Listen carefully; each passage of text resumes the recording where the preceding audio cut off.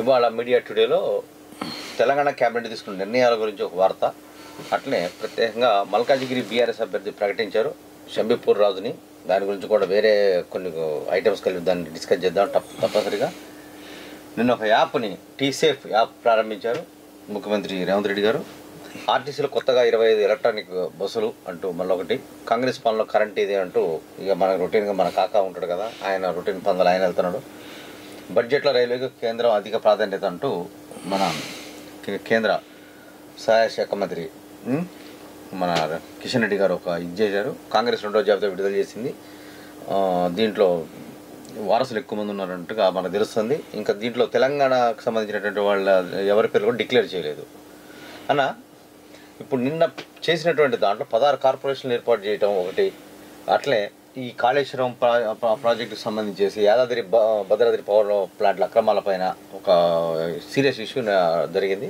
అలాగే ఈ ఎమ్మెల్సీ వాటి మీద కూడా మళ్ళీ నిన్న మనం అనుకున్నట్టుగానే మన ప్రొఫెసర్ కోదండరామ్ సార్ది జర్నలిస్ట్ అమీర్ ఖాన్ అలీ ఖాన్ గారి పేర్లని మళ్ళీ ప్రతిపాదిస్తూ మళ్ళీ పంపించాలనుకున్నారు అన్న. ఏంటన్న ఇప్పుడు ఈ 16 కార్పొరేషన్లు ఏర్పాటు చేశారు కదా, ఏంటి అసలు ఇప్పుడు ఈ ఎన్నికల టైంలో ఇది చెప్పడంలో ఒకవేళ కార్పొరేషన్లు ఏర్పాటు చేసామని చెప్తున్నారు, కానీ ఇప్పుడు ఉన్నటువంటి కార్పొరేషన్ దాంట్లో వివాదాస్పదంగా చాలా ఉన్నాయి. దీన్ని ఏమన్నా చూడాలి మనం. ఇప్పుడు ఏదైతే నిన్న క్యాబినెట్ తీసుకున్నటువంటి నిర్ణయాల్లో ఈ 16 బీసీ కార్పొరేషన్ ఏర్పాట్లు అంటే ఇప్పుడు ప్రజలందరిలో కూడా బీసీలకు ఏది ప్రయారిటీ అనేటువంటి ఆలోచన వచ్చి ఈ సీట్లన్నీ కూడా అంటే ప్రత్యక్ష ఎన్నికలు జరుగుతున్నటువంటి ప్రతి దాంట్లో మొన్న అసెంబ్లీ ఎన్నికలు తీసుకున్నా, ఇప్పుడు లోక్సభ ఎన్నికలు తీసుకున్నా కూడా అందరు కూడా రెడ్ల పేర్లు వినపడేసరికి క్యాబినెట్ ఉలిక్కి పడ్డట్టుంది. వాస్తవం మాట్లాడుకోవాలి, ఒక జర్నలిస్ట్గా మనం చెప్పుకోవాలి. అంటే గ్రామ స్థాయి నుంచి ఒకటేసారి రాష్ట్ర స్థాయి కేంద్ర స్థాయి వరకు అసలు ఏం జరుగుతుంది అంటే ఒకటే సామాజిక వర్గానికి పెద్దపీట వేస్తారు అనే లోపు దాన్ని ఒకవేళ ఇది చేయాలని అంటే ఇప్పటికిప్పుడు బీసీ కార్పొరేషన్లు ఏర్పాటు చేయాల్సిన అవసరం లేదు వాస్తవానికి. ఇప్పుడు బీసీ కార్పొరేషన్ బీసీ అనే పదం అయిద్దామని వాస్తవానికి ప్రజలందరూ కూడా తెలివితోటే ఉన్నారు, తెలివితోటే ఆలోచిస్తున్నారు, తెలివితోటే ముందుకు పోతున్నారు. సో ఇక్కడ ఇంకొకటి హర్షించదగ్గ అంశం ఏంటంటే డిఎస్సి 2008 అభ్యర్థులకు ఉద్యోగాలు. ఒక ప్రభుత్వం ఒక మంచి పని చేయాలి అని అంటే దానికి ఏది ఇబ్బందులు ఉండవని దానికి ఉదాహరణ వీళ్ళు 2008 దగ్గర నుంచి 2024 ఇప్పుడు అంటే గత 15 సంవత్సరాల నుంచి పోరాడుతున్నారు పాపం అభ్యర్థులు. చిన్న చిన్న రీజన్స్ తోటి రిజెక్ట్ అయిన వాళ్ళు ఇప్పుడు ఇదే 10 సంవత్సరాలు ఉన్న కేసీఆర్ ప్రభుత్వం ఏం చేసిందండి? అంటే ప్రజలకు మంచి చేయాలి అని కనుక ప్రభుత్వం అనుకుంటే చేయొచ్చు, ఇమీడియట్గా చేయొచ్చు అనడానికి ఈ డిఎస్సి 2008 అభ్యర్థులు. ఎందుకంటే గవర్నమెంట్కి ప్రత్యేక అభినందనలు అండి క్యాబినెట్కి. ఎందుకంటే వాళ్ళు ఎంతమంది ఉన్నారన్నది కాదు, 1500 మంది 2000 మంది అన్నది కాదు, కానీ వాళ్ళ 2000 మంది జీవితాలను నిలబెట్టింది క్యాబినెట్. ఇప్పుడు వీళ్ళకి రాజ్యాంగం ప్రకారం రూల్స్ ప్రకారమే వెళ్ళారు, ఏది యొక్క తాత్కాలిక నియామకాల పద్ధతి ప్రకారం ఏదో ఒకటి వాళ్ళకి జాబ్ అనేది ఉంటే దాని ప్రకారం వాళ్ళు లీగల్గా వెళ్ళచ్చు. అంటే ప్రభుత్వాలు గనక అనుకుంటే మంచి చేయాలి అని గనక అనుకుంటే ఏదైనా చేయొచ్చు అంటానికి ఉదాహరణ. నెక్స్ట్ ఇక బీసీ కార్పొరేషన్, ఎందుకంటే బీసీ కార్పొరేషన్లు ఏర్పాటే కాదు, బీసీలకు జనాభా తామాషా పద్ధతిలో వాళ్లకు రావాల్సినటువంటి నియామకాలు కానివ్వండి, రాజ్యాంగబద్ధ పదవులు కానివ్వండి, ఎందులోనైనా అవకాశం ఇచ్చినట్లయితే బహుజనులందరూ కూడా ఇప్పుడు ఎందుకంటే ఓటు బ్యాంక్గా చూసేటువంటి అవకాశం లేదు, ఎందుకంటే ప్రతి ఒక్కరు కూడా స్వతంత్రంగా ఓటు వేసేటటువంటి పరిస్థితికి వస్తున్నారు, వచ్చేసారు. ఒకవేళ మీరు ఏది చెప్పినా వాళ్ళు సోషల్ మీడియా రూపంలో మీకు ముప్పు పొంచే ఉంది నాకు తెలిసినంత వరకు. వాళ్ళు అబ్జర్వ్ చేస్తున్నారు ఇప్పుడు మన సామాజిక వర్గానికి ఏం జరుగుతున్నాయి.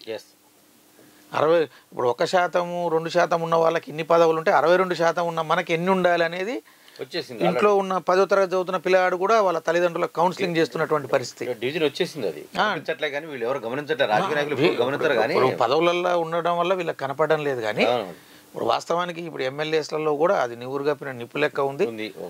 వాస్తవానికి కూడా అన్ని రాజకీయ పార్టీలను, ఒక రాజకీయ పార్టీ కాదు, అన్ని ఒకటే తాను ముక్కలు. ఇంకొకటి అబ్జర్వ్ చేయాల్సింది ఏంటంటే రాజకీయ పార్టీలు రాజకీయం అంటే ఇదాను నిన్న మొన్న కూడా దగ్గర ఒక 40-50 మంది యూనివర్సిటీ విద్యార్థి నాయకులు చర్చించారు. ఇప్పుడు ఉంటే ఇక్కడ లేదంటే అక్కడ, లేదా అక్కడి నుంచి ఇక్కడికి, ఇక్కడి నుంచి అంటే వీళ్ళే ఉంటారా, వీళ్ళదే మొత్తం సర్కిల్. ఇప్పుడు ఎవరైతే 500 మంది ఉన్నారో ఈ 500 మంది ఈ తెలంగాణ ఇప్పుడు భారతదేశంలో రిచెస్ట్ భారతదేశం యొక్క తలసరి ఆదాయం కన్నా ఎక్కువ రిచెస్ట్ ఉన్నటువంటి పర్సన్స్ 500 మంది ఉంటారు మొత్తం. అంటే భారతదేశంలో ఉన్నటువంటి 90% సంపద 500 మంది దగ్గర ఎట్లయితుందో ఇప్పుడు ఇక్కడ కూడా ఒక 100 మంది, ఒక 100 నుంచి 200 మంది రాజకీయ ప్రజాప్రతినిధులు, అంటే ఇప్పుడు గత 20 సంవత్సరాలే తీసుకోండి పీరియడ్, వీళ్ళే కనిపిస్తారు ఏ పార్టీలో చూసినా కూడా. వీళ్ళు ఎటు తిరిగి వచ్చినా కూడా ఆ పార్టీ నచ్చకుండా ఈ పార్టీలోకి, ఈ పార్టీ నచ్చకుండా ఆ పార్టీ. అంటే షర్ట్ మార్చినంత ఈజీగా కండవలు మార్చేస్తున్నారు. ఇక అట్లా ఇప్పుడు ఎవరైతే ఈ వలస నాయకులు ఉన్నారో ఇక వీళ్ళని మీద పెట్టుకుంటే, రేవంత్ రెడ్డి గారండి మేము శ్రేయోభిలాషులం కాబట్టి చెప్తున్నాము, మీరు ఎప్పుడైతే వాళ్ళని అక్కలు చేర్చుకుంటారో అక్కడ దొంగలే వాళ్ళు. అవును, అక్కడ దొంగలే. అవును, అక్కడ బట్టబాజ పనులు చేయబట్టి ప్రజలు దూరంగా పెట్టారు. అక్కడ ఆ పార్టీ ఓడిపోయింది కాబట్టి మీ దగ్గరకు వస్తున్నారు. అదే ఆ పార్టీ గెలుచుంటే మీ దగ్గరకు వచ్చేవాళ్ళ రారు. అందుకని మీరు గతంలో ఉన్న పనిచేసినటువంటి వాళ్ళు ఎవరైతే ఉంటారో కార్యకర్తలు కానివ్వండి, నాయకులు కానివ్వండి, పాత వాళ్ళని ముందు ప్రయారిటీ ఇవ్వండి.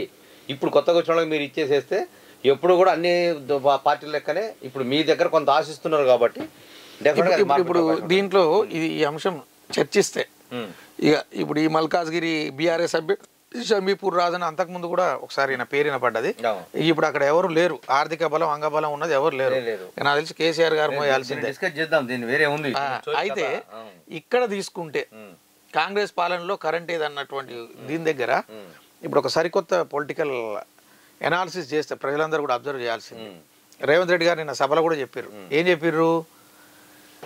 బీజేపీ అభ్యర్థులు నిలబెట్టిన దగ్గర బీఆర్ఎస్ అభ్యర్థులు నిలబెట్టట్లేదు. లోపాయికారి ఒప్పందం ఉన్నది. బీఆర్ఎస్, బీఎస్పీ, బీజేపీ ఒకటే. కేంద్ర ప్రభుత్వం సపోర్ట్ తోటి రాష్ట్ర ప్రభుత్వాన్ని పడగొట్టాలనేటువంటి ఆలోచన ఉన్నది కాబట్టి మహిళలు అందరూ కూడా నిన్న 1,00,000 మంది మహిళలతో ఏదైతే ఉన్నారో మీరు ప్రభుత్వానికి అంట. మరి అట్లా ఉన్నప్పుడు వీళ్ళు పంపించే కోవట్లను మీరు ఎందుకు తీసుకుంటున్నారు? ఇప్పుడు ఇదొకటి ముఖ్యమైన కారణం. ఇంకోటి డిస్కస్ చేయాల్సింది ఏంటంటే, అవును, మీరు కాంగ్రెస్ పార్టీ గెలిచిందనే అపోహ నుంచి బయటపడండి మీరు కూడా. అవును, కేసీఆర్ని ఓడించాలని ఒక దృఢ సంకల్పంతో ప్రజలు మీకు అధికారం ఇచ్చారు. ఇప్పుడు మీరు కార్పొరేషన్ పదవుల్లో కానివ్వండి, రెడ్డి కాంగ్రెస్ ని చేయొద్దు. చాలా సీరియస్. అనంచి వెంకటేశ్వరరావు లాగానే చెప్తున్నా, రెడ్డి కాంగ్రెస్ లాగా తయారు చేస్తే భవిష్యత్తులో మళ్ళీ అంధకారమే. ఎందుకంటే ఆయన 10 ఏళ్ళు పట్టింది, మీకు 5 ఏళ్ళు కూడా పట్టకపోవచ్చు. జాగ్రత్తగా ఉండండి. ఎందుకంటే మనం హెచ్చరిక జారీ చేయలేదు అనుకోండి, వెల్విషర్సం కాదు వాస్తవం. ఎందుకంటే ప్రభుత్వం మంచిగా పనిచేసే అవకాశం ఉంది. మీరు ఒక్కళ్ళే కష్టపడటం కాదు. ఇప్పుడు ఇంకొకటి అర్హత లేనటువంటి వాళ్ళకి ఇచ్చారనే ఆరోపణలు కూడా ఉన్నాయి. ఇప్పుడు ఇంకొకటి ఏంటి చిన్ని గారు అంటే, అర్హత లేని వాళ్ళకి పదవులు వీటన్నిటికన్నా ముందు బీఎస్పీ, బీజేపీ, బీఆర్ఎస్ వీటిని ప్రజలు నమ్మలేదు కాబట్టి ఎందుకు నమ్మలేదు? బీజేపీని నమ్మకపోవడానికి ఒకటే రీజన్, కేసీఆర్ గారి మీద వచ్చిన అవినీతి ఆరోపణల మీద విచారణ లేదు, ఆ లిక్కర్ స్కామ్ మీద విచారణ లేదు. కాబట్టి అవినీతిని ప్రజలు సహించరు అన్నదానికి ఎగ్జాంపుల్. వీళ్ళ మీద వ్యతిరేకతతోటి ప్రజలందరూ కూడా మిమ్మల్ని దీవించారు. రేవంత్ రెడ్డి గారి నాయకత్వాన్ని చూసి కాంగ్రెస్ తెలంగాణ ఇచ్చింది కాంగ్రెస్ అని నమ్మిచ్చారు. అంటే ఇక్కడ గమనించాల్సింది ఏంటంటే, కాంగ్రెస్ పార్టీని నమ్మిర్రు ప్రజలు, కాంగ్రెస్ పార్టీని నమ్మిర్రు. ఎవరు మిమ్మల్ని గెలిపించింది? ఎవరు ఇక్కడ? బహుజనులు, మైనారిటీలు. అగ్రవర్ణాలు ఏం గెలిపించలే మిమ్మల్ని. గెలిపించినటువంటి వాళ్ళు బహుజనులు, గిరిజనులు. చెప్తున్నాను, ఒక రాసిన బట్టబాజీ చేస్తాను. చాలా మంది ముసుగులు వేసుకుని వచ్చేవాళ్ళు, సభలు సమావేశాలు పెట్టేవాళ్ళు, ముందు పదవులు వచ్చే అంతవరకు కూడా వాళ్ళు రెడ్డి అనే ట్యాగ్ కట్ చేసుకుని తిరుగుతున్నారు వాళ్ళు. ఇప్పుడు ఇంకొకటి రేవంత్ రెడ్డి గారు మీరు గమనించాల్సింది, రెడ్డిల చివరన అంటే సరికొత్తగా రెడ్డి అని ఉంటే మళ్ళీ ఏమైనా ఐద్యమని దాని చివరన పేర్లు మార్చుకుంటూ, మొన్న ఈ మధ్య కూడా ఒక వ్యక్తికి ఒక పదవి వచ్చింది, తీరా చూస్తే ముందు పదమే ఉంది, వెనక లేదు. అంటే ఇట్లా పేరు చెప్పుకోవడానికి కూడా ఇబ్బంది పడేటటువంటి వాళ్ళని ఎందుకు ఎంకరేజ్ చేయాలి? మీ ఈ పదవులు ఇచ్చేటప్పుడు కూడా వాళ్ళ అర్హత, వాళ్ళ క్యాపబిలిటీ, సమాజంలో వాళ్ళకున్న పేరు, ఏమైనా పార్టీలు మార్చిర్రా, ఏమైనా వ్యక్తులను జోకే కార్యక్రమం చేస్తున్నారా, నిజంగా వీళ్ళు ప్రజలకు ఉపయోగపడతారా? గత 10 ఏళ్ల నుంచి పోరాడినటువంటి వాళ్ళు మీరు ఎవరికి ఎంతమందికి ఇచ్చారు? వాటి టీఆర్ఎస్ ఎట్లయితే విమర్శిస్తున్నారో, అవును, ఈ 10 ఏళ్ల నుంచి పోరాడినటువంటి సామాజికవేత్తలు కానివ్వండి, మిగతా సోషల్ ఉద్యమకారులు కానివ్వండి, ఉద్యమకారులు కానీ, ప్రజా సంఘాలు కానీ, వాళ్ళకి మీరు అన్యాయం చేసినట్టే కనిపిస్తుంది. ఇప్పుడు ఇంకొకటి కూడా ఏంటంటే, రేవంత్ రెడ్డిని నమ్మింది తెలంగాణ సమాజం.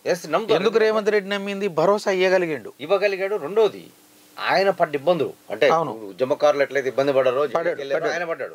అంటే ప్రజల్లో ఒక సింపతి ఉంది. రేవంత్ రెడ్డి గారు అనగానే ఒక సింపతి ఉంది. అరే పాపం బిడ్డ కుదురు పెళ్లి దొరుకుతుంటే చేశారు. ఇంకొకటి కూడా ఏంటంటే, ఇప్పుడు రేవంత్ రెడ్డి గారి జీవితం తీసుకుంటే జడ్పీటీసీ కాంచి మొదలు పెడితే ఇప్పుడు ఈ రోజు వరకు కూడా వేలెత్తి చూపే అంశం ఒక్కట్లేదు. ఇంకొకటి, ఆయన ఒక పార్టీ మారినా కూడా ఇండిపెండెంట్గా గెలిచి వచ్చిన వ్యక్తి, ఒక పార్టీలోకి వెళ్ళి గెలిచిన వ్యక్తి, మళ్ళీ పార్టీ దాటి వచ్చినాక అసలు ఒక సంస్కారంగా ఇప్పటి వరకు వాటిని కామెంట్ చేయకుండా ఉన్నటువంటి ఒక సంయమనం ఉన్నది. ఇన్ని ఉన్నాయి. ఇంకొకటి ఫ్యామిలీ రాజకీయాలను ప్రోత్సహించట్లేదు. ఇప్పుడు రేవంత్ రెడ్డి గారి ఇంట్లో ఎవరికి పదవులు లేవు, ఇది అప్రిషియేట్ చేయాల్సిన విషయం. కానీ మిగతా వాళ్ళ దగ్గర ఎందుకు జరుగుతుంది అన్నది రేవంత్ రెడ్డి గారు ఆలోచించాలి. రేవంత్ రెడ్డి గారు చాలా సీరియస్ గా థింక్ చేయాలి. ఇక ఇప్పుడు ఇందులో ఈయనది వచ్చేసరికి కాంగ్రెస్ పాలనలో కరెంట్ ఏది, ఇక ఇప్పుడు మేల్కొన్నాడు. ఇప్పుడు మేల్కొని ఇప్పుడు నువ్వు ముందు మీడియా దగ్గరకు వస్తాడట, వెరైటీగా స్టేట్మెంట్ ఇస్తున్నాడు. ఇప్పుడంటే మీడియా దగ్గరకు వచ్చి 2 రోజుల్లో వస్తాడు. సరే రాండి, వెల్కమ్ చేద్దాం. అయ్యో ఇప్పుడు కూడా వ్యంగ్యంగా మాట్లాడాలి. గతంలో ఎట్లయితే ఆయన మాట్లాడిండో జర్నలిస్టుల గురించి అదే వ్యంగ్యంగానే చెప్పిండు కదా. కాళేశ్వరంలో ఏమైంది, మేడిగడ్డ 2 పిల్లర్లు గుంగినాయి. ఇప్పుడు 1,40,000 కోట్లను ఒక పన్నుతో పోలుస్తున్నటువంటి ప్రజాప్రతినిధిని మిమ్మల్ని చూస్తున్నా నేను. ప్రజల ధనాన్ని 1,35,000 కోట్లు కావాల్సినటువంటి ప్రాజెక్టు యొక్క అంచనాని 1,40,000 కోట్లకు చేసి పళ్ళల్లో ఒక పన్ను ఇరిగితే మొత్తం పళ్ళు అంటే పళ్ళతో పోలుస్తారా? ఎట్లండి కేసీఆర్ గారు? అహంకారం కాదు, ప్రజల అత్యాశకు పోయిరట. అంటే ఇది ఒక జాగీర్దారు సంస్థానం మీది, ప్రజల అత్యాశకు పోయి మళ్ళీ మిమ్మల్ని కోరుకుంటున్నారా? తప్పండి అది కేసీఆర్ గారు. మీరు ఇప్పటికైనా మీరు మారాలే తీరు. ఒకటి, మీరు బలమైన ప్రతిపక్ష నేత కావాలంటే వాస్తవాలు మాట్లాడండి. ముందు ఒక పని చేయండి. మీరు బీజేపీ అనౌన్స్ చేసిన దగ్గర మీరు సీట్లనైనా పెట్టండి, క్యాండిడేట్స్ని పెట్టండి. అది లోపాయిగా ఒప్పందం తెలుస్తూనే ఉంది. దానికి సంబంధించిన కంటిన్యూషన్ తీద్దామని తీసారండి. ఎంత మంచి కంటిన్యూషన్ అంటే, ఈయన ఒక మంచి మాట మాట్లాడిండు. కాకా నువ్వు నీ స్థాయికి తగ్గట్టు మాట్లాడవే, ఏమో నిన్ను చూస్తే నాకు బాధ అనిపిస్తుంది. నన్ను గెలిపిస్తే దేశంలో అగ్గి పుట్టుండేదంటే, ఇప్పుడు ఈయన గెలిపిస్తే తెలంగాణలో చేసినావుగా, బుట్టించినావుగా మాకు ఆర్థిక పరంగా ఈయన అగ్గి పుట్టిస్తారట. మోసపోయి కాంగ్రెస్ పార్టీని గెలిపించారు. ఇది తప్పు కేసీఆర్ గారు అండి. ప్రజలు మోసపోలే, మీరు మోసం చేశారు. ప్రజలు మోసం చేశారు కాబట్టి మిమ్మల్ని తిరస్కరించారు. మొన్న మీరు నన్ను ఇక్కడ అడుగు పెట్టిండ్రు, బ్రేక్ కొట్టిండ్రు, నేను ఇక్కడ గెలిస్తే అంటే బ్రేక్ కొట్టిన విషయం అర్థమైందిగా. వాళ్ళని తెలివి తక్కువలు కాదు. మీరు ఎన్ని నిర్బంధాలు చేశారు అసలు? నువ్వు ఇలా మాట్లాడగలుగుతున్నావు కదా, వేరే లీడర్ ఇప్పుడు మాట్లాడినావా? ఇంకక్కడ దాకా ఇంక నీ భాగవతం ఇంకోటి బయట పెడతావు. నీకు నీ భాగవతం చెప్తా దీంట్లోనే. ఇక్కడ దేశంలో నేను ఇక్కడ గెలిస్తే ఈ పార్టీకి సగం దేశంలో అగ్గి పెట్టేటోండి. దేని గురించి అగ్గి పెడతారు? ఏం పెడతారు ఇప్పుడు అసలు నాకు అర్థం కావట్లేదు. దేశంలో అగ్గి పెట్టి ఆనందపడదాం అనుకుంటా. అసలు అగ్గి పెట్టడానికి కూడా ఫస్ట్ ఇంటిగ్రిటీ, ఇప్పుడు మన స్థానం ఏందనేది తెలవాలి కదా. ఇప్పుడు అంటే ఏమని అగ్గి పెడతారు? లిక్కర్ స్కామ్ లో ఉన్నటువంటి నిందితులను ఇంకెందుకు అరెస్ట్ చేయలేదని అగ్గి పెడతావా? ఇప్పుడు ఒకటి, మీరు ప్రజల ముందుకు వచ్చి 2000 బాగా గుర్తుపెట్టుకోండి కేసీఆర్ అనేది 2014 తీసుకుందాం. 2014లో అధికారంలోకి రాకముందు మీ యొక్క ఆస్తులు ఎన్ని, ఇప్పుడున్నటువంటి ఆస్తులు ఎన్ని, మీ కూతురు మీ కుమారుడు కేటీఆర్ ఆస్తులు ఎన్ని? ఇప్పుడు వేరే రాష్ట్ర ప్రభుత్వం ఉంది, ఒక ఏజెన్సీ తోటి చేపిద్దాం. ఎందుకు అని అంటే, ఇప్పుడు ఈ 1200 మంది బలిదానాలు చేసుకుంది మీ యొక్క కుటుంబం బాగు కోసమా? వాళ్ళ సమాధానం మీద మీ పునాదులు నిర్మించుకున్నారు. 1,40,000 కోట్ల ప్రాజెక్టు ఎందుకు పోయింది అని అంటే, నువ్వు సమాధానం చెప్పకుండా పన్నుతోటి పోల్చుకుంటా, ఆ 2 పిల్లర్లు గుంగుతాయి అనుకుంటా, ప్రజల అత్యాశ అంటే ప్రజలు ఎంత ఇంకా చిన్న చూపే చూస్తున్నారు మీరు ప్రజల్ని. మనిషిని మనిషిగా చూడండి. ఇప్పుడు మీ దాంట్లో ఉన్న ఎమ్మెల్యేలే బయటకు వచ్చి అంటున్నారు.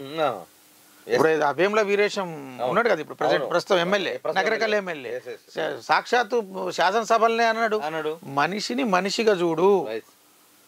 ఆత్మాభిమానం, తెలంగాణ ఏర్పడ్డదే ఆత్మాభిమానం మీద, ఆత్మగౌరవం మీద. ఇంకో 45 రోజులు వెయిట్ చేద్దాం అన్నారు కదా.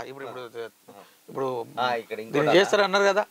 ఇప్పుడు బీజేపీ నాటకం ఒకసారి చూడండి. తెలంగాణ వీళ్ళు ఎట్లా ఆడుకుంటారో చూద్దాం ఒకసారి. ఇక్కడికి వచ్చి ఏం మాట్లాడుతున్నారు అమిత్ షా గారు అన్నది ఒకసారి చూద్దాం. కొడుకు కూతురు బాగుంటే చాలా, ప్రజల బాగులు పట్టించుకోరా, కాంగ్రెస్ బీఆర్ఎస్ మజ్లిస్ పార్టీలు వేరు, ఎజెండా ఒకటే, అవినీతి ఫ్యామిలీ పైన వాటి ఆలోచన. మరి అవినీతి చేశారని మీరు స్పష్టంగా చెప్పేటప్పుడు మీరు ఆ హోదాలో ఉండి ఒక్క ఎంక్వైరీ లేకపోయారు కదా. ఇప్పుడు ఇంకొకటి, అమిత్ షా గారు ఒక సీనియర్ జర్నలిస్ట్ గా ప్రశ్నిస్తున్నాం మిమ్మల్ని. వాస్తవానికి మోదీ గారు అంటే చాలా ఇష్టం మనకు, ఎందుకంటే పర్సనల్ కానీ ఏదైనా, ఎందుకంటే ఒక్క లీవ్ లేకుండా పనిచేస్తున్నాడు మోదీ గారు. వాస్తవానికి భారతదేశంలో ఎక్కువ మంది జనాభా, కొన్ని కోట్ల మంది అభిమానించేది మోదీ వ్యక్తిత్వాన్ని చూసే. ఇప్పుడు మిమ్మల్ని నేను ప్రశ్నిస్తున్నా, లిక్కర్ కేసులో ఆమ్ ఆద్మీ పార్టీ మీద ఉన్నటువంటి చర్యలను, అట్ ద సేమ్ టైం అదే లిక్కర్ కేసులో బీఆర్ఎస్ పార్టీలో ఉన్నటువంటి ఈ యొక్క కవిత, వీళ్ళు నిందితులే కదా, 41A నోటీస్ ఇచ్చారు కదా. ఇప్పుడు ఒక ముఖ్యమంత్రికి ఏమో రిపీటెడ్ నోటీసులు ఇస్తున్నారు, ఎప్పుడు ఏం చేస్తారో తెలియదు. ఆల్రెడీ ఆ ఉప ముఖ్యమంత్రిని లోపల పెట్టారు. మరి మిగతా పార్టీలని చర్య తీసుకోవాల్సిన నువ్వే అవినీతి ఫ్యామిలీ పైనే వాటి ఆలోచన అని అంటే ప్రజలు గుర్తుపట్టలేని స్థితి అయితే ఉండదు కదా. అది ఇక ముఖ్యమంత్రి గారు కొంచెం కోపం చేసుకున్నట్టున్నారు. అడ్డు వస్తే ఆర్టీసీ బస్సులతో తొక్కిస్తాం. బీఆర్ఎస్ ముఖ్యమంత్రి రేవంత్ రెడ్డి గారు అయితే కొద్దిగా సరి చేసుకోవాలి. ఎందుకంటే ముఖ్యమంత్రి హోదాలో ఉన్నప్పుడు మాట్లాడేటటువంటి సందర్భంలో కొంచెం సమయం మనం పాటించాలి ముఖ్యమంత్రి గారు. సార్ డెఫినెట్ గా ఇక మనం వద్దాం, ఇక మన రొటీన్ న్యూస్ లోకి వచ్చేద్దామండి. ఇక ఒక మంచి పరిణామం, నిన్న 2 గెజెట్స్ రిలీజ్ అయినాయండి. ఎప్పటి నుంచో కళ తెలంగాణ ఆకాంక్షలలో ముఖ్యమైనది ఏంటంటే, మనకి ఆగస్టు 15వ తారీఖున మనకి స్వతంత్రం రాలేదు 1947. అది అయిపోయిన తర్వాత 13 నెలలు గడిచిన తర్వాత 1948 సెప్టెంబర్ 17న మనకి నిజాం పాలన నుంచి విముక్తి కలిగింది. అంటే మనం నిజంగా మనకు సంబంధం లేనట్టు, తెలంగాణ ప్రజలకు సంబంధం లేనట్టు, ఆ దేశం అంతర్భాగమైనా కూడా మనకు స్వతంత్రం రావడానికి 13 నెలలు పట్టి, ప్రజలకి ఇంకా అందరికి తెలియదు ఈ విషయం. ఈ దేశానికి స్వాతంత్రం 1947 ఆగస్టు 15 వచ్చింది. కానీ మన హైదరాబాద్ సంస్థానం అనేది నిజాం పాలనలో ఉంది. 13 నెలల తర్వాత సెప్టెంబర్ 17 మనకు నిజంగా స్వతంత్రం వచ్చిన దినం. ఆ రోజు 1948. మన అస్తిత్వం చూడండి ఎంత దారుణమైన పరిస్థితి అంటే, ఇది ఎన్నికల ముందు అనౌన్స్ చేశారు. పోనీ ఎప్పటికోసారి కానీ ఇక నుంచైనా దాన్ని ఫాలో కావాలి కాబట్టి. అంటే నిజమైన స్వాతంత్ర దినోత్సవం తెలంగాణకు అది సెప్టెంబర్ 17 వచ్చింది మనకి. దీనికి సంబంధించినటువంటి దాన్ని ఇక విమోచన దినాన్ని అఫిషియల్ గా చేసుకోవాలని చెప్పారు కాబట్టి గెజిట్ వచ్చింది కాబట్టి ఇక దాని thanks to the government of India. ఇప్పటికైనా ఈ గెజిట్ ఇవ్వాలనుకుంటే ఎప్పుడో ఇవ్వచ్చు. నీకు బీఆర్ఎస్ కు పొత్తు ఉండి ఈయన అప్పుడు అయిపోయింది. ఇప్పుడు రేపు మళ్ళీ ఏదైనా ఎలక్షన్స్ ఉన్నాయని రేపు కాంగ్రెస్ గవర్నమెంట్ అనౌన్స్ చేస్తానే ఫీలింగ్ వచ్చారు. అవును, రేపు కొద్ది రోజుల తర్వాత అధికారికంగా అనౌన్స్ చేస్తారు. మనమే చేస్తే పోలేని చేశారు. ఇక రెండోది ఏంటంటే, ఇక మంచిగా చెప్పాడు మన రేవంత్ రెడ్డి గారు రాగానే చెప్పిండు, కేసీఆర్ ఆనవాళ్ళని దుడిపేయాల్సింది అన్నట్టు దుడిపేయాల్సిందే. ఎందుకంటే ఇదొకటి తెలంగాణ అంటే టీజీనే ఉండాలి. టీఎస్ కాదు తెలంగాణ. ఎవరో జ్యోతిష్ కూడా చెప్పిండంట అప్పుడు టీఎస్ పెడితేనే అని. ఇంకా జాతకాలు పిచ్చింది, ఆ జాతకాలు పిచ్చున్నాడు యాదాద్రి అప్ప చెబుతాడు. అది సరే. ఇక ఒక మంచి వార్త ఏంటంటే, ఎన్నికల బాండ్ల వివరాలు ఈసీ చేతికి వచ్చినాయండి. ఇక అంటే దొంగల చిట్టా అయితే వచ్చింది. అంటే మాక్సిమం ట్రై చేశారండి. ఏది దీన్ని లిస్టు బయట రాకుండా ఉండడం కోసం రకరకాల ఇబ్బందులు పడ్డారు. సరే, దీన్ని డైవర్ట్ చేయడానికి వాళ్ళు ఏం చేయాలి చేస్తున్నారు. అప్పుడు ఇప్పటికి కూడా చివరి ప్రయత్నం చేస్తున్నారు. లేకుండా ఏంటంటే ఎన్నికల బాండ్ల వివరాలను బహిరంగ పరచాలన్న రాజ్యాంగ ధర్మాసనం ఇంకా సుప్రీం అల్టిమేట్ ఇచ్చింది. అడ్డుకోవాలని చివరి ప్రయత్నం ఏం చేస్తున్నారు, రాష్ట్రపతి ద్రౌపది ముర్ముకు సుప్రీంకోర్టు బార్ అసోసియేషన్ అధ్యక్షుడు, అఖిల భారత బార్ అసోసియేషన్ చైర్పర్సన్ ఆదిశ్ అగర్వాల్ విజ్ఞప్తి చేశారు. అసాధారణ పరిస్థితి ఇది. అసాధారణ పరిస్థితి కాదు, ఇక అంటే చివరి ప్రయత్నం. ఇక ఇప్పుడు చేయలేరు కాబట్టి, అంటే ఇప్పుడు రాష్ట్రపతి ముర్ము గారు గనక ఏదైనా ఆదేశాలు ఇచ్చి, అంటే ప్రజాభీష్టం మేరకు ప్రజల యొక్క గోప్యత కోసము, ప్రజల కోసం రాష్ట్రపతి నిర్ణయం తీసుకొచ్చేదన్నా. సో చివరికి ఇది గనక ఇస్తే రాజకీయ పార్టీలకు విరాళాలు ఇచ్చిన కార్పొరేట్ సంస్థల వివరాలను వెల్లడించడం వల్ల ఆయా సంస్థలను వేధింపులకు గురి చేయడానికి అవకాశం ఇచ్చినట్లయితే, ఎందుకు వేధింపులు ఎందుకుంటాయి? కార్పొరేట్ సంస్థలన్నీ కూడా రాజ్యాంగబద్ధంగా క్విడ్ ప్రో క్వో అనేది ఎక్కడ అది ఉన్నది. కానీ ఎవరెన్ని ఇచ్చిర్రు అనేది తెలిస్తే రాజకీయ పార్టీలు కూడా టార్గెట్ చేస్తాయి అనేది ఒక చిన్న అంశం ముందుకు పెడుతురు. కానీ ఇక్కడ జరిగేది ఏంటంటే, ఏ పార్టీకి అఫీషియల్ ఎంత వచ్చింది అనేది ప్రజలకు తెలుస్తుంది అనేటటువంటి భయంలో వీళ్ళు ఉన్నారు. దీంట్లో ఏంటంటే అధికరణలోని 143వ దాన్ని తీసుకొని వీళ్ళు దాన్ని ఏదో ఒక చిన్న ప్రయత్నం చేయబోతున్నారు. వెయిట్ చేద్దాం ఏం చెప్తారు అన్న దాంట్లో. అది ఇక నిన్న మనం ఒకటి అనుకున్నాం కదా, పెళ్లి జరిగిందండి. విశేషం ఏంటంటే, రివాల్వర్ రాని ఏనేమో గ్యాంగ్ వస్తారు మంచిగా, దాదాపుగా ఎలాంటి అవాంతరాలు లేకుండా మళ్ళీ మీడియా పర్సన్స్ ని కూడా దాదాపు 50 మంది దాకా వచ్చిన అతిథుల పేర్లు నమోదు, వాహనాల ప్రవేశ పాసులు మంజూరు చేశారు. ఎలా పూర్తిస్తారు మీడియా ప్రతినిధుల వద్ద సెల్ ఫోన్లు, మన వాళ్ళందరూ సెల్ ఫోన్లు తీసుకున్నారు, లేకుంటే వీడియోలు వచ్చాయి, మనకి ఫోటోలు మాత్రం వచ్చేసాయి. ఓకే, ఇక ఇవాళ ఒక మంచి ఇదేంటంటే, నిన్న జరిగినటువంటి రాద్ధాంతం ఏదైతే ఉందో, బట్టి గారే స్వయంగా ఒక వివరణ ఇచ్చారు. నేను కావాలనే కింద సీట్ పైన కూర్చున్నాను ఒక విజ్ఞత చాటాడు. విషయాన్ని ఏది ఎలా ఉన్నా కూడా, అక్కడ ఏం జరిగినా కూడా ఒక హుందాతనాన్ని చాటాడు. హుందాతనం, విజ్ఞత ప్రదర్శించాడు. ఒక కంగ్రాట్స్ టు బట్టి గారు. ఎందుకంటే ఆ పరిస్థితులలో ఒక సున్నితమైన విషయంలో రాద్ధాంతం చేయకుండా, రాద్ధాంతం జరగకుండా, కానీ ఇది ఒక మంచి పరిణామము. ఎందుకంటే ఇక నుంచి అక్కడ ఉన్నటువంటి ఎవరైతే ఇన్వైట్ చేస్తున్నారో సముచిత స్థానం ఇవ్వండి ప్రోటోకాల్ ప్రకారంగా. రైట్. ఇది ఇంటర్నేషనల్ న్యూస్కి వచ్చేటప్పటికన్నా ఇక్కడ ప్రత్యేకంగా చెప్పాల్సింది అంటే, అరుణాచలం ఇప్పటికీ మాది అంటే, చైనా ఎప్పటి నుంచో అభ్యంతరాలు పెడుతుంది. భూభాగం మనదని చెప్పి మన మీద మళ్ళీ ఏంటంటే, చైనా బంగాళాఖాతంలో చైనా నిఘా నౌకను పెట్టి మన అగ్ని పరీక్ష పైన డ్రాగన్ కన్ను వేసేసింది. 2022లో కూడా ఇలానే జరిగింది. బట్ ఇప్పుడు ఏంటంటే దీని చైనా గూఢచర్యం పైన కూడా పూర్తి స్థాయిలో మన వాళ్ళు కూడా ఏదో ఆపరేషన్ చేస్తున్నట్టు తెలుస్తుంది, రా ఏజెంట్స్. చూద్దాం మన వాళ్ళు ఏం చేస్తారన్నది.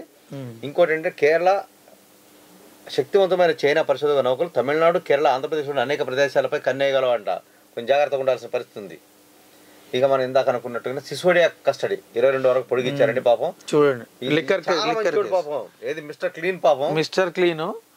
ఇప్పుడు ఇక్కడ ఉన్న తెలంగాణలో ఉన్నటువంటి అతిపెద్ద రాజకీయ పార్టీ వల్ల దౌర్భాగ్యుల వల్ల దౌర్భాగ్యులే, వేరే పదం లేదు వీళ్ళకి. ఇక పాపం చూద్దాం ఎప్పుడు భయానికి బేలు వస్తుందో. ఇక బరాబరి గులాబీగిరి. ఇప్పుడు మనం ఒక్కసారి ఆలోచిద్దామండి, రాజకీయ నాయకులు అంటే దీనికి ఒక సూక్తి ఉంటుంది జర్నలిజంలో, రౌడీ ముదిరితే రాజకీయ నాయకుడు అవుతారు అన్నది ఎట్లయితే ఉంటుందో, కబ్జాలు చేసి దందాలు చేసి భూదందాలు చేసి ఆక్రమణలు చేసినటువంటి వాళ్ళకి ఇంకెవరు దిక్కు లేనట్టుగా వీళ్ళనే తిప్పుతున్నారు. బరాబర్ వీళ్ళకి కనుక మా మీద ఛాలెంజ్ చేస్తే వీళ్ళ బతుకులు బయట పెడతాం ఆధారాలతో సహా. ఇక చూడండి, అది ఏ పార్టీతో మాకు సంబంధం లేదు, వాడు ఎవడన్నా కానివ్వండి అక్రమాలు చేసినట్టు ఎప్పుడు అక్రమార్కుడే. ఇక ఇక్కడ చూద్దాం మల్కాజిగిరి చేవేడ నుంచి శంబిపూర్ రాజు కాసాని వీళ్ళిద్దరి గురించి ముందు మాట్లాడుకుందాం. ఈ శంబిపూర్ రాజు గురించి ఎక్కడెక్కడ కబ్జాలు చేశారన్న లిస్ట్ ఆయన అడిగితే మనం చెబుతామండి. దగ్గర జాతకాలు ఉన్నాయి మంచిగా. ఈయనైతేనేమో కోవట్టు తెలంగాణ తెలుగుదేశాన్ని చివరికి పోటీ చేయట్లేదు అనగానే మరి జంప్ అయిపోయాడు. సరే ఇక సికింద్రాబాద్ సీన్ అన్న, ఇతను తెలుగుదేశంలో ఉన్నప్పుడు ఇంత గౌరవంగా ఉండేవాడు కానీ చెప్పాలంటే చాలా గౌరవంగా, అలాంటి వాడు నెమ్మదిగా తరిగిపోయి ఏమైపోయాడంటే చివరికి ఒక స్కామ్లు ఇరుక్కునే పరిస్థితి వచ్చింది. అసలు ఇప్పుడు ప్రభుత్వాన్ని అడుగుతున్నాము, ఈ పశు గ్రాసం స్కామ్లా మొన్న ఈ మధ్య కూడా మా పిల్లలు అడుగుతున్నారు, ఒక్క బండి మీద అసలు 120 గొర్రెలు ఎట్లా పోతాయి, యానిమల్స్ పాసిబుల్ అని అడుగుతున్నారు. అంటే ఏదో పెద్ద ట్విస్ట్ అయింది. అంబులెన్స్ లో మెడికల్ ఎక్విప్మెంట్ ఉంటుంది, దాంట్లో ఒక 200 గొర్రెలు ఎట్లా పడతాయి? అందుకని ఈ శ్రీనివాసుడు లీలలు ప్రజల ముందు పెడితే నువ్వు పోటీ కాదు, ఫస్ట్ అసలు తప్పుకోవాలి వీళ్ళు మొత్తం. ఇది వీళ్ళ గురించి అందుకనే ఫస్ట్ వచ్చినప్పుడు కొంచెం చెప్పేది ఉందన్న దానికోసమే. అందుకే ప్రభుత్వము ఈ పశుగ్రాసం వీటి ఎందుకంటే నోరు లేనటువంటివి, నోరున్న మనం న్యాయం చేయాలి ఆ డిపార్ట్మెంట్ కనీసం. ఇక మనం ఒరిస్సాకు వచ్చేటప్పటికి ఇంకా అక్కడ చర్చలు జరుగుతున్నాయండి. ఎడతెరిపి కాకుండా పూర్తిగా చెప్పాలంటే దాదాపు 19 గంటలు చర్చల మీదనే కూర్చుంటున్నారు. అక్కడ బీజేపీ అక్కడ బిజాదా అంటారండి, బిజు జనతా అది దాంతో ఆ నవీన్ పట్నాయక్ అందరికి శిరోరాజ్యం అంటే ఎవరికి వాళ్ళు ఏం చెప్తున్నారంటే 2 పార్టీ వాళ్ళు ఏం చెప్తే అది వింటా అంటున్నారు కానీ మొత్తం మీద ఇంకా ఫైనలైజ్ చేయలేదు దాన్ని. ఇక రెండో కరం ఇక మనం చూడండి. ఇక ఇది వచ్చేసి కర్ణాటకకు సంబంధించి మనం ఏదైతే వద్దనుకుంటామో అంటే రాజకీయాలలో ఎన్నికల్లో ఒక నేరస్తులు అక్రమార్కులు నిలబడకూడదని కోరుకుంటామో పదే ఇందాక అన్నగారు చెప్పినట్టుగా పదే వాళ్ళే రొటేట్ అవుతున్నట్టుగా ఇప్పుడు పరిస్థితి కూడా ఇప్పుడు రొటేట్ అన్నట్టు. ఇంతకు ముందు ఉన్నటువంటి వాళ్ళే పార్టీ మారినా సరే అవును మళ్ళీ వాళ్ళకే అంటే రొటేట్ ఏంటంటే ఇంకో కొత్త వాళ్ళకి అవకాశాలు లేవు పాపం. ఇక్కడ చెప్తున్న అంశం ఏంటంటే నిర్వహణ వ్యయం మీరు తట్టుకోలేరు. ఎన్ని కోట్లు ఉన్నాయి? 50 కోట్లు ఉన్నాయా? 100 కోట్లు ఉన్నాయా? అక్కడ కూడా వద్దాం, అది కూడా ఒక స్టోరీ ఉంది మంచిగా. ఎవరు డబ్బులు తీసుకున్నారు బరిలో వార్తలు వస్తున్నారు. దీంట్లో కాంగ్రెస్ పార్టీ కూడా అతీతం కాదని చెప్పి ఒక వార్త వచ్చిందండి. ఇక హర్యానా హైడ్రామా ఇది నాయబ్ సైని తోటి బండారు దత్తంగా నిన్నంతా టెన్షన్ పెట్టినారు పాపం మొత్తం మీద. అయితే నిన్న మాత్రం జరిగింది ఏంటంటే హైడ్రామా మొత్తం మీద అక్కడ ఉన్నటువంటి పాత సీఎం కి ఎవరైతే అంటే సీఎం మనోహర్ ఎవరైతే ఉన్నారో ఆయన అత్యంత సన్నిహితుడైనటువంటి సైనిని ఇది చేసినారు. మొత్తం మీద చాలా కష్టపడ్డట్టుగా తెలుస్తుంది. 1970 అంటే 54 ఏళ్ళు సైని అంటే మంచి కురుక్షేత్రం నుంచి ఎంపీగా ఉన్నాడు. వాస్తవానికి అక్కడ 40 మంది ఉండే ఎమ్మెల్యేలు, 41 మంది ఉండే బీజేపీకి, జేజేపీ సపోర్ట్ ఉండే. ఆ జేజేపీ మద్దతు ఉపసంహరించుకునేసరికి వీళ్ళు ఇండిపెండెంట్లతో కలిసి చేశారు. ఇక కాక నీ నిర్వాహకం చెప్తా చూడు. ఇక నువ్వు చెబితేనేమో మేమేదో పీకిన అంటాం కదా, నువ్వు పీకింది ఇదే. ఎవరన్నా కంపెనీని ఎప్పుడు ఏదైనా వ్యాపారం చేస్తే కనీసం లాభాలు రావాలి కదా. అంటే నీ సొంత కంపెనీలకి అయితే కోటి లాభాలు వస్తున్నాయి, టీ న్యూస్ కో ఇంకో మీ కంపెనీలకు వస్తున్నాయి. తెలంగాణ టుడే పేపర్ 151 కోట్ల యాడ్. అది ఇక్కడ చూడండి, ప్రభుత్వం 2015 సెప్టెంబర్ 22న ఛత్తీస్గఢ్లోని 1000 మెగావాట్ల మార్వా ప్లాంట్ నుంచి 12 ఏళ్ల పాటు విద్యుత్ కొనుగోలుకు ఒప్పందాలు చేసుకున్నారు. బాగుంది. ఈ చేసుకున్న దాన్ని మరి దాన్ని కరెక్ట్గా వ్యాపారం చేయాలి కదా. ఏం ముట్టుకోకుండా ఉంటే పెనాల్టీ కింద 300 కోట్లు కట్టారండి. ఎవడపో సొమ్మయా ఇది? నీ సొంత సొమ్ము కడుతున్నావు అయ్యింది అంత మాకు తయారైపోయారు మీరంతా. తర్వాత ఇంకోటి ఏం చేశారు, పాయింట్ ఆఫ్ కనెక్షన్ ఛార్జెస్ రూపంలో పిఓసి రూపంలో మళ్ళీ ఏటా 400 కోట్ల నుంచి 450 కోట్లు ఏమి లేకుండా మనం డబ్బులు కడతాం. 750 కోట్లు ఇప్పటికి. ఇంకోటి ఉంది, ఇంకా ఈ డిస్క్ దీంతో పోటలే 2021-22లో 823 కోట్లు, మళ్ళీ తర్వాత 394 కోట్లు, ఇంకో మొత్తం కలిపితే ఇక చూడు ఎట్ట పెరిగిందంటే సుమారుగా 3576 కోట్లు దరిద్రం ఉన్నట్టుగా నీ ప్లాన్ శాత కాదని చెప్పాలా. మాట్లాడేటోళ్ళు లేరు అనుకుంటున్నాం కానీ ఇది క్లియర్గా కనిపిస్తుంది. ఇదన్నా దీనిపై న్యాయ విచారణ సిద్ధం అంట. మనం ఇచ్చిన రిప్రజెంటేషన్ మంచిగా ఇచ్చిన దీని స్టోరీలతో నరసింహారెడ్డి గారి కమిషన్ 100 రోజుల్లో ఈ కేసీఆర్ గారి నిర్ణయాలు ప్రభుత్వ ధనం ఎన్ని వేల కోట్లు ఎన్ని లక్షల కోట్లు ఈ 10 సంవత్సరాల వ్యర్థమైంది అన్నది ప్రజల ముందు ఉంచుతాయి కమిషన్లు. డెఫినెట్ గా ఎందుకంటే అబ్జర్వ్ చేయాలండి, ప్రజాధనాన్ని కాపాలా ప్రజలు కూడా. అది ఏ ప్రభుత్వం ఉండని ఇప్పుడు ఇది కాదు చూసుకోవాలా. ఏం లేకుండా 3500 కోట్లు సంవత్సరానికి యూనిట్ వాడుకోకుండా, ఒక యూనిట్ వాడుకోకుండా. అది ఇంకోటండి, ఇది ఆంధ్రప్రదేశ్కి సంబంధించేసి ఇక అక్కడ చదువుతున్న లిక్కర్ లాబీసు అవన్నీ కూడా వెరైటీగా ఉంటాయి సార్. వాళ్ళ అంతర్గత రాజకీయాలు చాలా ఉన్నాయి. అయితే ఇప్పుడు ఏం చేస్తున్నారు అంటే ఈ కమిషన్ల కోసం ఆంధ్రప్రదేశ్ టూరిజం కార్పొరేషన్లో కూడా వైన్ లుజులు నడుపుకోవచ్చు అనే పర్మిషన్లు ఇస్తే దాన్ని ప్రైవేట్ పరం చేస్తున్నారు ఆ బార్లని. దీంట్లో మరి మన పాత రోజమ్మ ఏం చెప్తుందో చూడాలా. ఇక క్రిస్టోని మెటల్ బార్ పరిస్థితి అని చెప్పి, ఇక విజయవాడ డివిజన్లో ఉన్నటువంటి ప్రకాశం బ్యారేజ్ దగ్గర ఉన్నటువంటి దాని పరిస్థితి ఏంది, ఇవన్నీ వాళ్ళు లెక్కలేశారు. అయితే ఈ 40 లక్షల ఫీజు కట్టాల్సిన దగ్గర రాజకీయం చూడండి ఎలా ఉంటుందో. 40 లక్షలు కట్టాల్సిన దగ్గర వీళ్ళు కట్టింది ఎంతంటే 6,30,000 కడితే సరిపోద్దని సరిపుచ్చారండి. అంటే వాళ్ళకి ఆదాయం వస్తుంటే గవర్నమెంట్ తీసుకుంటుంది. ఇది రివర్స్ అన్నట్టు, మాకు మీ ఆదాయం ఎందుకు మేము తక్కువ తీసుకుంటాం అని చెప్పి చేస్తారు అన్నట్టు వీళ్ళు. ఇట్లా మొత్తం 100 కోట్ల స్కామ్ ముందు ఇదెవరు చూస్తారులే అనుకున్నట్టు. దీనికి సంబంధించి ఈ పాలన ప్రైవేటీకరించేందుకు ఒక ప్రణాళిక రూపొందించారు. దానికి 4 కోట్ల రూపాయలు కమిషన్ల కింద మారినాయంట. ఈ కమిషన్ల మీద ఒక కంప్లైంట్ వెళ్ళటంతో ఇది బయటకు వచ్చింది. తర్వాత ఏం జరుగుతుందో చూద్దాం. ఇక వెరైటీగా మన తెలంగాణలో ఎట్లయితే 160 కోట్ల సోషల్ మీడియా కోసం కాకా గవర్నమెంట్ ఖర్చు పెట్టిందో, అదంతా మనం చెప్పినాం 2.5 ఏళ్ళ చెప్పినాం మనం. ఇక్కడ డిజిటల్ కార్పొరేషన్ పేరుతో ఇక పైసలు ఏం చేస్తారో చూద్దాం ఒక్కొక్కటి. ఈ ఏడాది ఇప్పటికే 100 కోట్లు అంటే మనకి మార్చి 13లోనే ఉన్నాం మనం. ఇంకా మార్చి 13 నాటికి 100 కోట్లు నిన్న రాత్రి వరకు. మరో 40 కోట్లు కావాలని ఎండి 20 కోట్లు ఇచ్చి పడేసింది ఎమ్మటే. 40 అడగానే ప్రభుత్వ సంస్థగా డిజిటల్ కార్పొరేషన్ చేసేది జగన్ భజన, విపక్షాలపై దూషణలు, పేటీఎం బ్యాచ్. ఇక వీళ్ళు చేసినటువంటి నిర్వాహకంలో మనం కరెక్ట్గా చూద్దాం ఒకసారి. ఆ మధ్య జడ్జీలను దూషించారో కేసు ఫైల్ అయిందండి. అందరూ ఏమనుకున్నారంటే పాపం తెలుగుదేశం వాళ్ళే దూషించారో అనుకునే. అంటే తెలుగుదేశం పార్టీ కార్యకర్తల ముసుగులో వాళ్ళ లోగోల ముసుగులో పెట్టింది ఎవరంటే 2 వ్యక్తులు ఈ డిజిటల్ కార్పొరేషన్ ఉద్యోగులే. అంటే దాంట్లో పనిచేస్తున్న వాళ్ళు 2 ఇరుక్కున్నారు దీంట్లో, అరెస్ట్ అయిన వాళ్ళు. అయితే తాడేపల్లి వైసీపీ ఆఫీస్ వద్ద కూల్ డ్రింక్ షాప్ ఉంటుంది.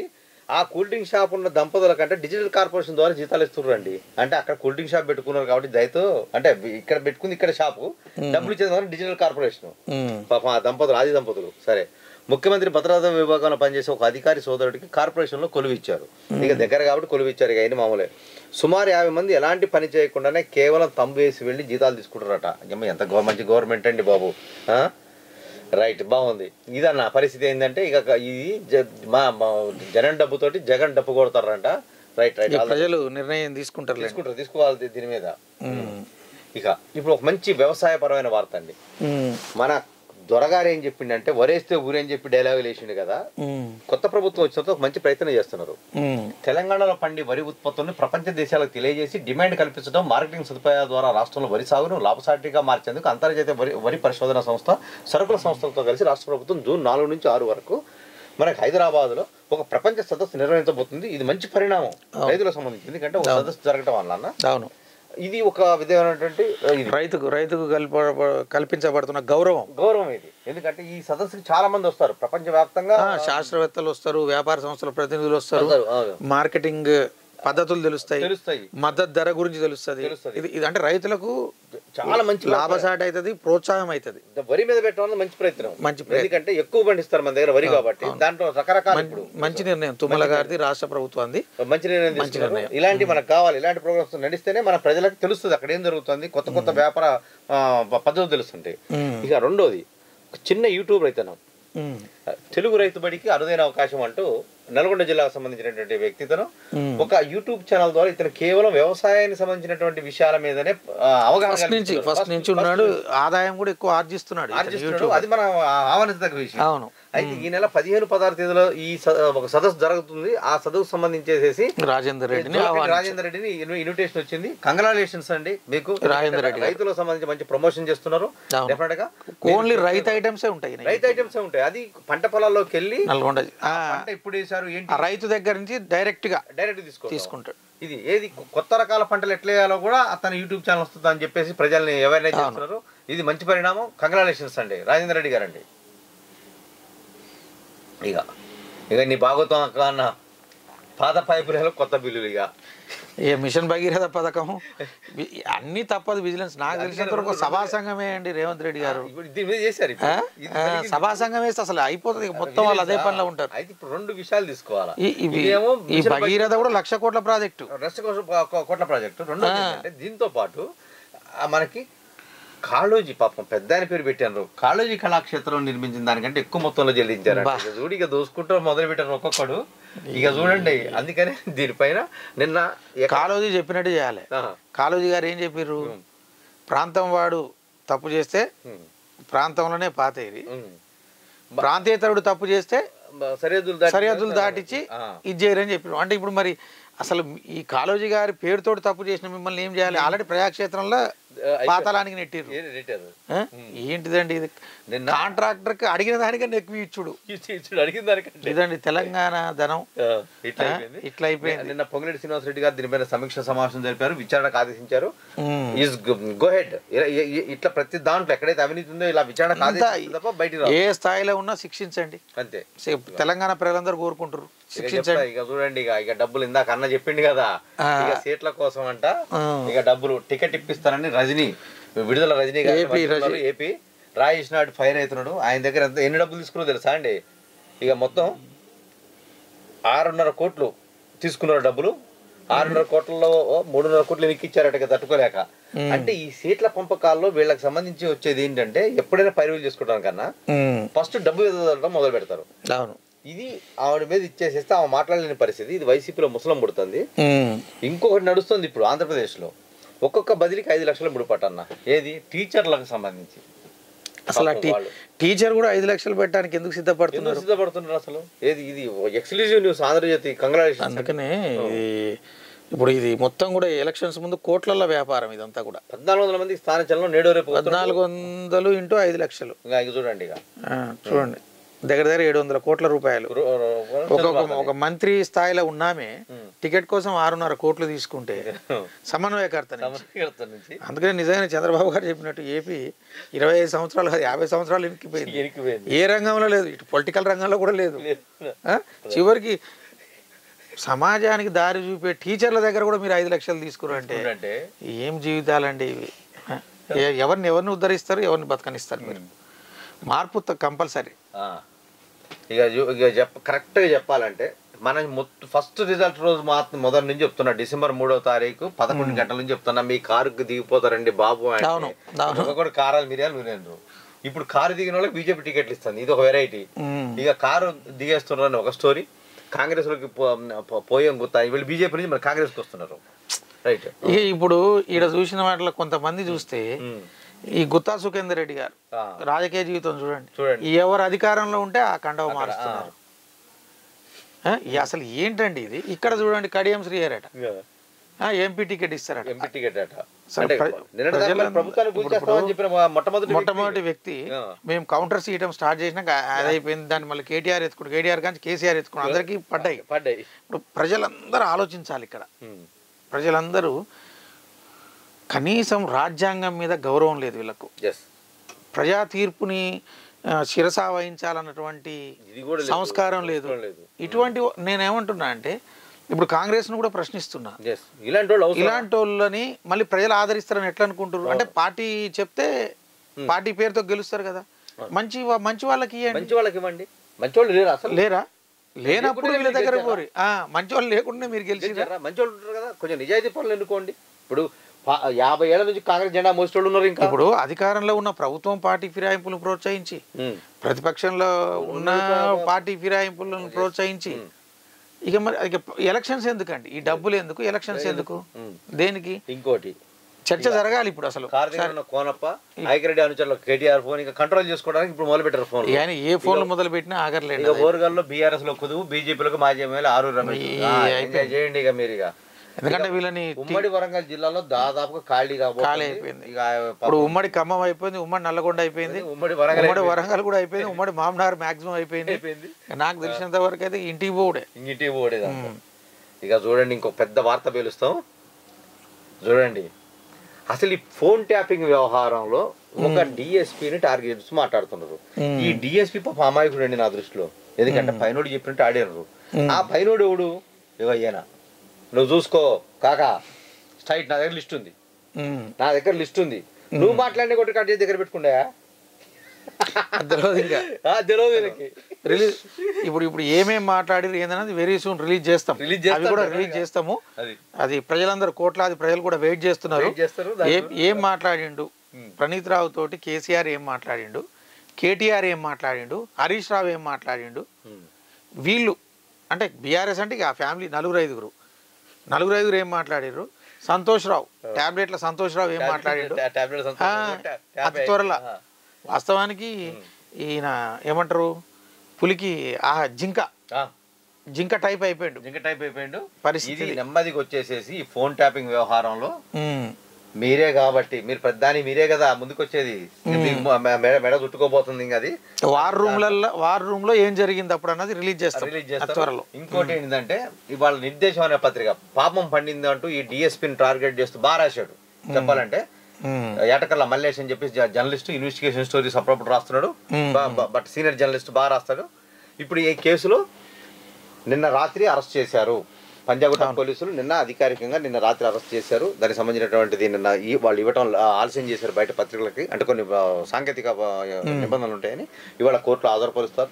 సహజంగా న్యాయస్థానం ఏం చేస్తుందంటే దాని పని అది చేసుకుంటూ వెళ్తుంది. ఇప్పుడు ప్రస్తుత ప్రభుత్వం గత ప్రభుత్వం చేసిన తప్పులను మాత్రం ఎట్టి పరిస్థితుల్లో ప్రోత్సహించొద్దు. వీళ్ళకి శిక్షలు దగ్గర జాప్యం చేయొద్దు. ఎందుకంటే తెలంగాణలో ఉన్నటువంటి 4 కోట్ల మంది ప్రజలు విసిగి వేసారి కడుపు మండి నిరుద్యోగులు, ఉద్యమకారులు, ప్రజా సంఘాలు, జర్నలిస్ట్ సంఘాలు, సామాన్యులు, తల్లిదండ్రులు, మేధావులు, కార్మికులు, కర్షకులు, లాయర్లు అందరూ కూడా ప్రకారంగా 100 సీట్లు కాంగ్రెస్ రావాలా, 100 రాలేదో తెలుసా అండి. ప్రతిదీ కూడా ఇది పరిస్థితి. ఇక్కడ ఒక్కొక్కటి చెప్తానని కాదు, దీంట్లో చాలా బాగుంటది. దీంట్లో ఏంటంటే ఫర్ ఎగ్జాంపుల్ కి వరంగల్ ఎర్రబల్లి దయాకర్ గారి మీద పోటీ చేసినటువంటి ఎస్ ఆమె ఫోన్ వాళ్ళ మదర్ ఫోన్ ట్యాప్ చేసి వాళ్ళు ఏం చేస్తున్నారు అనే విషయాన్ని ఇమీడియట్ గా అక్కడే పంపించడం. అంటే వాళ్ళు ఏదైనా పని చేయాలి కార్యక్రమం ఉందంటే ఆ కార్యక్రమానికి అడ్డం తగలటం. ఇట్లా వీళ్ళు ఎన్ని చోట్ల చేశారు అంటే వాస్తవానికి ఇప్పుడు ఇంకో 10 సీట్లు తక్కువ ఓట్లతోటే ఈ చేవెళ్ళ 250 ఓట్లు వీటితోటి 75 ఇంకొక 20 వచ్చే ఉన్నాయి. వ్యతిరేకత ఉంటే ఈ క్యాండిడేట్ ఎంత ఓడిపోవాలి సాధారణంగా. అవును డబల్ డిజిట్ రాకూడదు, 9 లోపే ఆగిపోవాలా. అయితే ఇక ఈటెల రాజేందర్ ఫోన్ ట్యాప్ చేసారు అందరు, ఇక ఈటెల బీజేపీ అందరు. అందుకనే ఇప్పుడు ప్రజాప్రభుత్వమైన రేవంత్ రెడ్డి గారికి ఒకటే విజ్ఞప్తి, 4 కోట్ల మంది ప్రజలకు ఓపిక లేదు. Everybody expect the instant justice, సత్వర న్యాయం కావాలి. ఎందుకంటే 10 ఏళ్ళు పడ్డ బాధ అది. మీరు డిలేలు చేయొద్దు. ఇప్పుడు రాజకీయాలప్పుడే రాజకీయాలు చూడండి. ఇప్పుడు తప్పు చేసిన వాడు బాధను అనుభవించడం ఎంత. ఫోన్లు ట్యాప్ చేయడానికి వీడెవడండి అసలు? అవును, వీడెవడు అసలు? మన భారతదేశంలో పుట్టిన వీడెవడు అసలు? అవును, మన దేశద్రోహం. వ్యక్తిగత స్వేచ్ఛను కూడా హరించిండు, వ్యక్తిగత స్వేచ్ఛను హరించేసాడు. దానికైనా ఇచ్చేస్తాడా మొత్తం. అందుకనే ఇప్పుడు రేవంత్ రెడ్డి గారు ఇమీడియట్ గా ఈ తప్పు గత ప్రభుత్వంలో చేసిన తప్పులకు వీటికి లిమిట్ పీరియడ్ పెట్టండి, 50 రోజులు 100 రోజులు పెట్టి. తప్పు చేసిన ప్రతి ఒక్కళ్ళు, అది ఎంత పెద్ద స్థాయిలో ఉన్నా, ఆయన బీఆర్ఎస్ అధినేత అయినా, బీఆర్ఎస్ అధినేత కుమారుడైనా కూతురైనా, ఎవరైనా సరే, రాష్ట్ర ప్రభుత్వ పరిధిలో మీ ఏజెన్సీలతోటి జైలుకు పంపితే ప్రజలకు ఇప్పుడు ఇచ్చినటువంటి ఈ యొక్క ప్రజాప్రభుత్వం మీద ఇంకా గౌరవం పెరుగుతుంది. ఏ స్థాయిలో ఉన్న వాళ్ళైనా పంపండి పంపండి అంతే. ఎట్టి పరిస్థితుల్లో ప్రజలు కోరుకుంటున్నది ఇది ఇన్స్టాంట్ కోరుకుంటున్నారు అంతే తప్ప మరలా ఏదో వచ్చి ఇప్పుడు కండవలు మార్చిన వాళ్ళందరినీ వదిలేస్తారనేటటువంటి ప్రాపగండా గ్రామాల్లో నడుస్తుంది. అది మంచిది కాదు, మీరు వదలరనే అనుకుంటున్నాం. ఎందుకంటే బాధితులల్లా ప్రథమ బాధితుడు కూడా మీరే. అవును, ప్రథమ బాధితుడు కూడా మీరే. అది ఇక్కడ ఇంకొకటి ఒక్క నిమిషం చెప్పాల్సింది ఏంటంటే, ఇంకో షాకింగ్ న్యూస్ ఇద్దామని చెప్పేసి దీన్ని కొంచెం లేట్గా చెబుదాం అనుకున్నాం. అవినీతి కాకిల సస్పెన్షన్. అక్కడ ఏం జరిగిందంటే, ఇది ఏసీబీలో ఉంటూ అవినీతి నిరోధక శాఖలో ఉంటూ ఇద్దరు డిఎస్పీలు, ఒక సిఐ, ఒక కానిస్టేబుల్ పైన వేటు వేశారు. అది తప్పనిసరి పరిస్థితుల్లో ఫిర్యాదు వచ్చింది. ఏపీకి సంబంధించినటువంటి ఆంధ్రప్రదేశ్. ఇద్దరు ఇన్స్పెక్టర్లు, ఇద్దరు డిఎస్పీలు, ఒక కానిస్టేబుల్ సస్పెండ్ చేశారు. ప్రాథమిక విచారణ అనంతరం నేను ఏసీబీ నుంచి తప్పించారని చేశారు. ఏసీబీ నుంచి తప్పించడం ఏంటంటే, తప్పు చేసిన తర్వాత మరి మా వేరే సామాన్య ప్రజలు ఏదైనా చిన్న పొరపాటు చేస్తేనే మీరు జైలుకి పంపిస్తారు కదా, మరి వీళ్ళెందుకు ఉపేక్షిస్తున్నారు?